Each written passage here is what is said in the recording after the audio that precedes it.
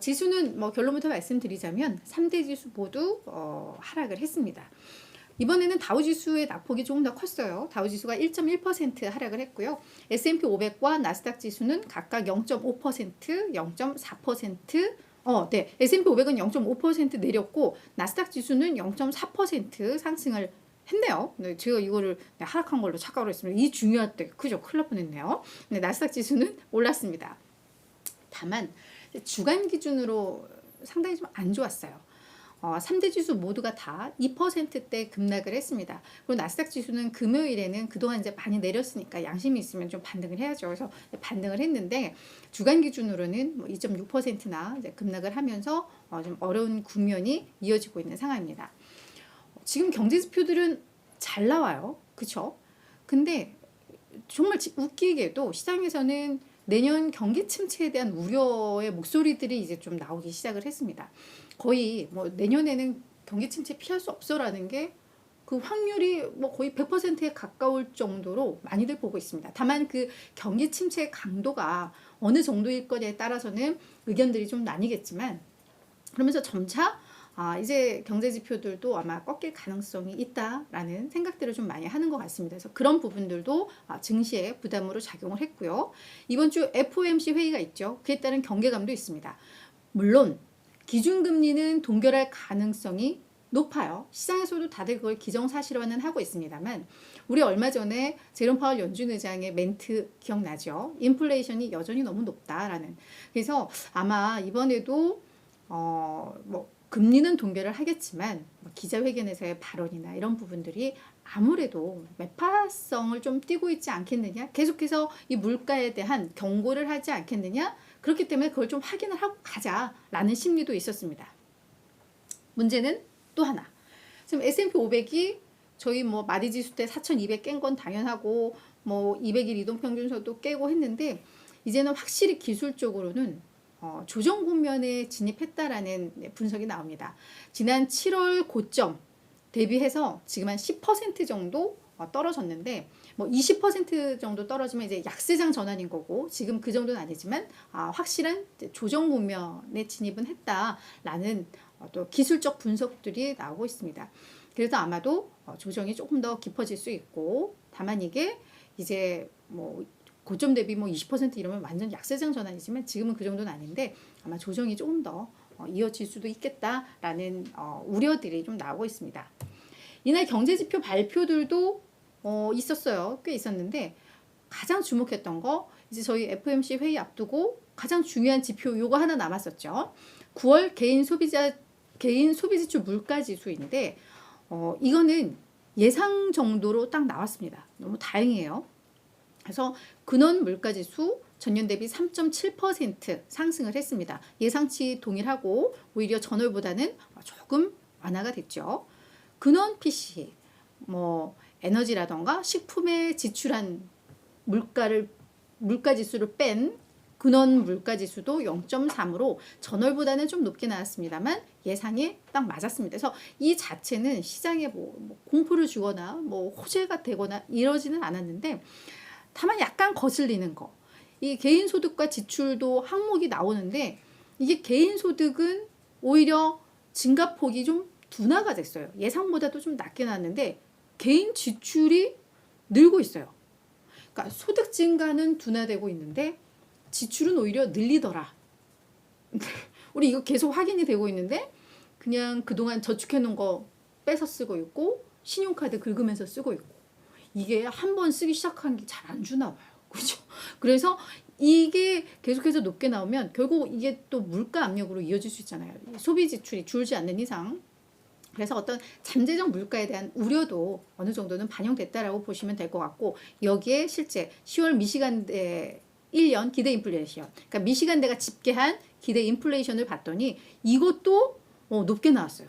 그러니까 이제 잠재적으로 물가가 이게 쉽게 안 꺾이는구나. 그러면 FOMC 회의에서 매파적 발언 나올 수밖에 없지. 뭐 이게 다 하나로 연결됐다. 뭐 이렇게 이해를 하시면 될 것 같습니다. 자, 저희 실적 점검도 해야죠. 지금 S&P 500 기업 중에 약 절반 정도가 3분기 실적 발표를 마무리를 했습니다. 근데 78%가 어닝 서프라이즈, 그러니까 EPS에 있어서 시장의 예상보다 잘 나온 비율이 78%라고 합니다. 근데 지금까지 4개 분기 동안, 그러니까 지난 2분기, 1분기, 작년 4분기, 3분기겠죠. 그때 평균이 서프라이즈 비중 평균이 한 74%였으니까 잘 나오는 거죠. 어닝은 그죠. 근데 이게 절대적인 수치가 아니라 시장 기대치 대비인데 시장 기대치도 사실 이번 3분기에는 괜찮을 거야라는 기대가 있었기 때문에 그걸 반영한 것보다 더 잘 나왔다라는 거니까 이 어닝은 괜찮습니다. 그런데 거슬리는 건 매출 쪽이에요. 요즘 자꾸 이제 월가에서 이번 실적 시즌에 있어서 주목할 거는 매출 성장입니다. 수요가 증가하는지를 봐야 됩니다. 허리띠 졸라매가지고 EPS 느는 것보다 이제는 매출이 성장을 제대로 하느냐가 중요합니다라는 멘트 계속 나왔었잖아요. 그것처럼 매출 서프라이즈 비중은 60%로 이게 평균 4개 분기 평균 69%보다 크게 못 미치고 있는 것으로 요건 좀 나왔습니다.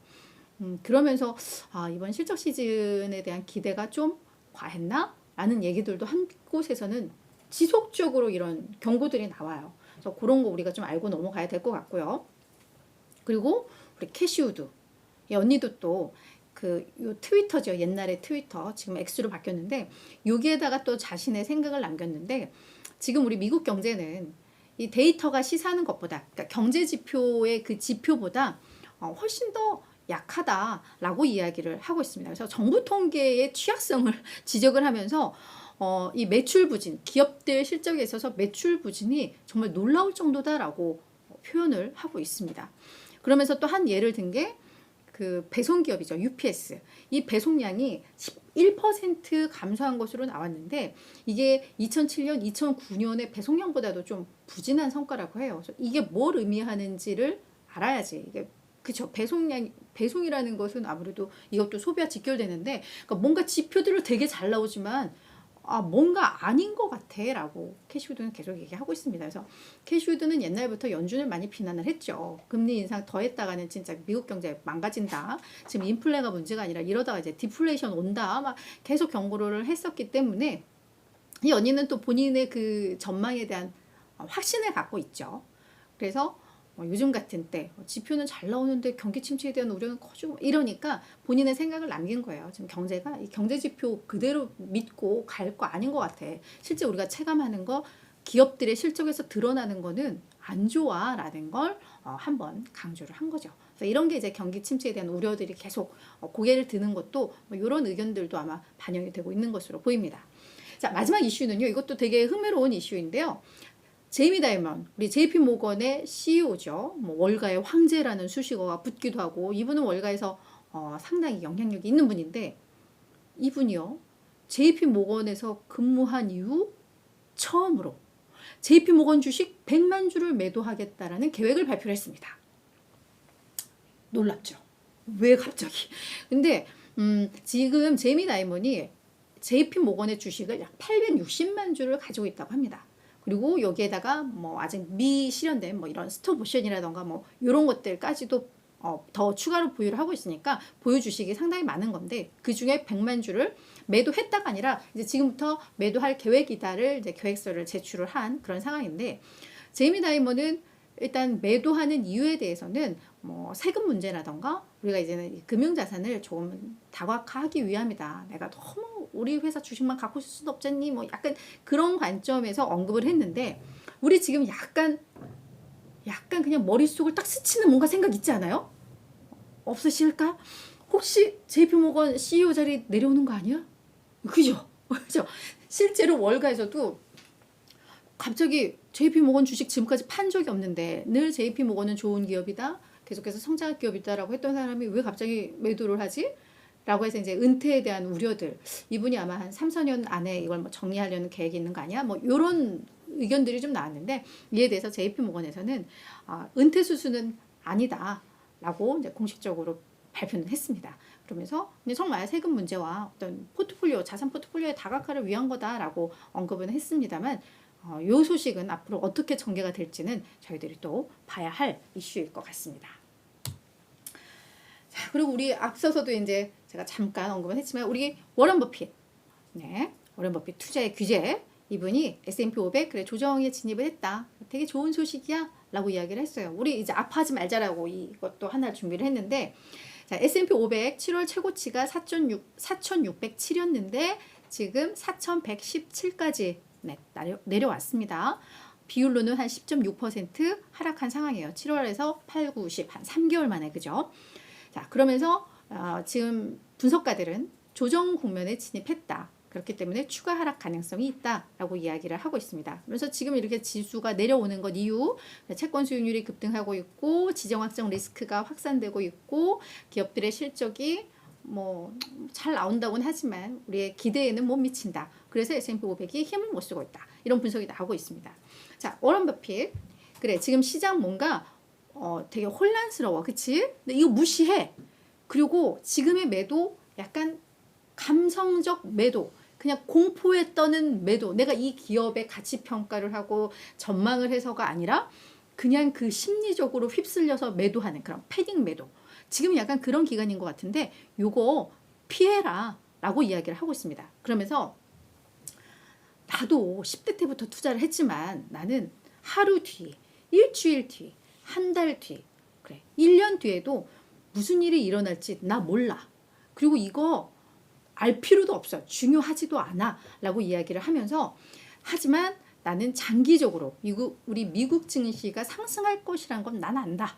라고 이야기를 하면서 10년, 20년, 30년 후 주가는 지금보다 훨씬 더 높아질 것이다. 그렇기 때문에 우리는 장기적 투자에만 집중해야 된다.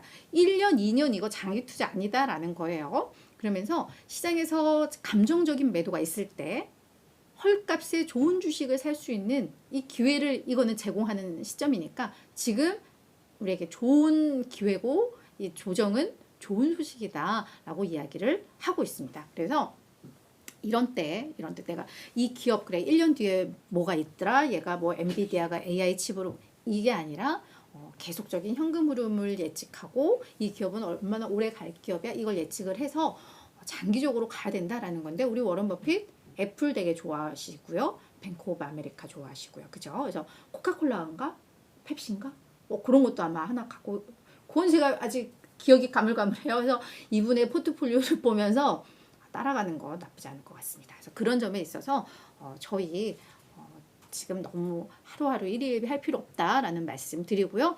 그래서 기업의 다음 달 내년 계획에 기초해서 주식을 사고 파는 것은 정말 끔찍한 실수다라고 이분이 계속해서 이야기를 하고 있으니까 우리 그런 거 좀 참고하면서 주식을 샀으면 좋겠습니다.